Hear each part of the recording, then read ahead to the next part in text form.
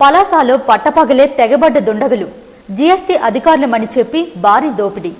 శ్రీకాకుళం జిల్లా పలాస పట్టణంలో పట్టపగలే భారీ దోపిడీ చోటు చేసుకుంది. ప్రభుత్వ అధికారులమని నమ్మించి కళ్ల ముందే కిలోకు పైగా బంగారాన్ని ఎత్తుకెళ్లిన ఘటన స్థానికంగా తీవ్ర కలకలం రేపుతుంది. పలాసలోని శ్రీ వెంకటేశ్వర జ్యువెలర్స్ షాప్లోకి 4 వ్యక్తులు అకస్మాత్తుగా ప్రవేశించారు. తాము జీఎస్టీ అధికారులమని తనిఖీల కోసం వచ్చామని షాప్ యజమాని కిలంశెట్టి రామకృష్ణను నమ్మించారు. ఈ క్రమంలో యజమానిని భయభ్రాంతులకు గురిచేసి చేతులకు బేడీలు వేసి నోరు మెదపకుండా చేశారు.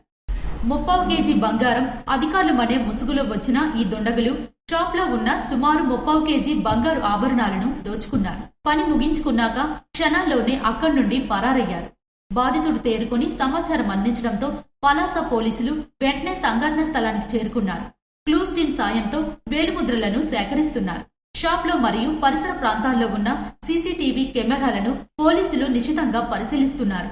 దుండగులు 4 వ్యక్తులు వచ్చినట్లు స్థానికులు చెబుతున్నారు.